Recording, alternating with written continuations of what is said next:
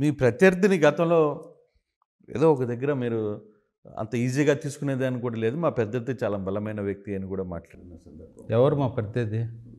ఇప్పుడున్న ముఖ్యమంత్రి జగన్మోహన్ రెడ్డి గురించి. అంత ఈజీగా మేమేమి ఆయన్ని తీసుకోవట్లేదు. ఆయన ఆ వ్యవహారంలో కొన్ని వ్యవహారంలో రాజకీయంగా చాలా చేస్తున్నాడని. నిజంగా మీరు ఆ మాటకి స్టిల్ కట్టుబడి ఉంటారా? ఎవరైనా రాజకీయ ప్రత్యర్థులు ఎత్తుకు పై ఎత్తులు వేస్తారు కదండి. ఇప్పుడు ఆయన ప్రజాస్వామ్య వ్యవస్థలో 151 సీట్లు సంపాదించిన జగన్మోహన్ రెడ్డి గారిని అంత తేలిగ్గా తీసుకోవడం అని అంటే అది మన తెలివి తక్కువ అవుద్ది. అంతే. డెఫినెట్గా కష్టపడాలి, టఫ్ ఫైట్ ఉంటుంది, చేయాలి. కానీ గత 5 సంవత్సరాల్లో డెఫినెట్గా ఆయన ఎవరైనా సరే అంత అవకాశం వచ్చినప్పుడు చేయవలసినంత మాత్రం చేయలేదు. అసలు చేయలేదేమి. ఒక్క బ్రిక్, ఒక్క ఇన్ఫ్రాస్ట్రక్చర్ కానీ ఏది చేయలేదు. కాబట్టి యాంటీ ఇన్కంబెన్సీ విపరీతంగా ఉంది, అది కనపడిపోతూ ఉంది.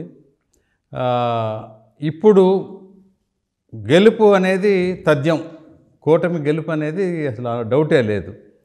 నెంబర్ ఆఫ్ సీట్స్ టార్గెట్ 165 అన్నారు. 165 వస్తాయా, 155 వస్తాయా, 145 వస్తాయా, అదే ఇష్యూ. కానీ అందులో అసలు డౌటే లేదు. సర్వేలు వేరు, లెక్కలు వేరు. మీరు ఈరోజు ప్రాక్టికల్గా గ్రౌండ్లో ఉంటున్నారు, గ్రౌండ్లో చూస్తున్నారు. మీ అంచనాల ప్రకారమే రిజల్ట్స్ కనబడిపోతుంది. 165, 170 అని అంటున్నారు కదా, ఆ ఛాన్సెస్ కూటమికి ఉన్నాయా? అది కనపడుతుందా మీకు? అన్నారు 125 అని. 165 కాబట్టి 145 అన్న వచ్చేటట్లుగానే కనపడతా ఉంది ఓవరాల్ సిచ్యువేషన్. నేను వెస్ట్ గురించి అంటే రోజు ఇంకా మనకి ఈసారి ఏంటంటే ఎలక్షన్ లేట్ అయింది కాబట్టి 40 రోజులు టైం ఉంది, ఇంకా 35 రోజులు చాలా టైం ఉంది. ప్రజల దగ్గరికి వెళ్ళి అందరూ ప్రాపర్గా గనక మీట్ అయ్యి చేసి చెబితే, గత 5 సంవత్సరాల్లో ప్రజలు చాలా బాధలు పడ్డారు. ప్రజలు కానీ, వర్తకులు కానీ, ఎవరైనా సరే సరే ఇక్కడ బటన్ నొక్కుతున్నాం అక్కడ వెళ్తుంది అని అంటే అది ఎంత శాతం వెళ్తుంది, ఎంతమందికి వెళ్తూ ఉంది, అది అసలు సస్టైనబులా కాదా?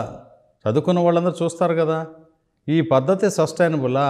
ఆదాయం పెంచకుండా, నికర ఆదాయం పెరగకుండా మనం అప్పుల ద్వారానే పంచుకుంటూ వెళితే ఎంతకాలం ఉంటుంది ఇది? అంటే ఎకనామిక్ వ్యవస్థ, ఆర్థిక వ్యవస్థ నిలబడాలి కదా. కాబట్టి అది అన్సస్టైనబుల్ మోడలు వాళ్ళు చేసింది. దగ్గర 6-7 లక్షల పైనే అప్పులు పెంచేశారు రాష్ట్రానికి. అదంతా కూడా రేపు వచ్చినా కూడా దాన్ని అంతా సరి చేయడానికి, ఆదాయం పెంచడానికి చాలా టైం పట్టుద్ది. కనీసం ఒక 25 సంవత్సరాలు వెనక్కి గుంజేశారు లాస్ట్ 5 ఇయర్స్ మేనేజ్మెంట్ మూలాన. అది మాత్రం నేను చెప్పగలను.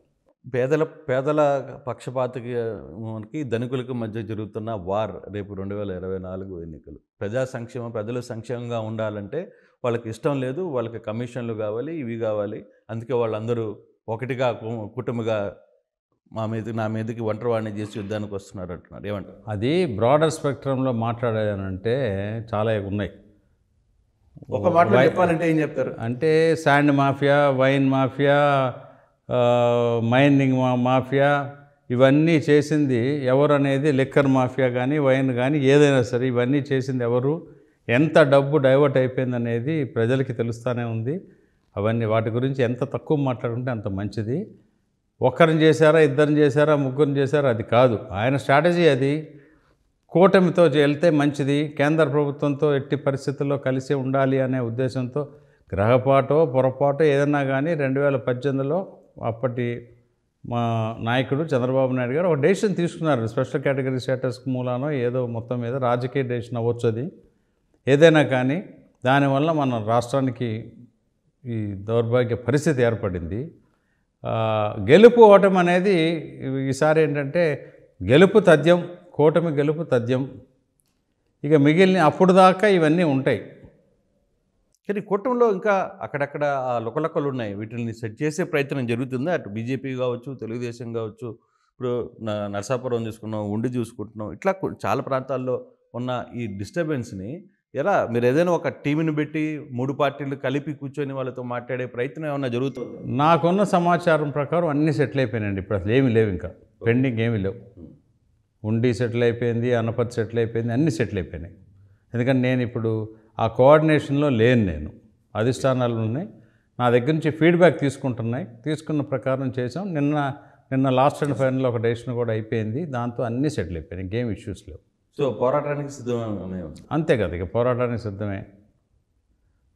జూన్ 4వ తేదీన మే 13వ తేదీని అందరూ మన ఓటర్ మహాశయులందరితో ఓటేపించడం ఒక టార్గెట్. అప్పుడు దాకా వాళ్ళతో మమేకం అవ్వాలి.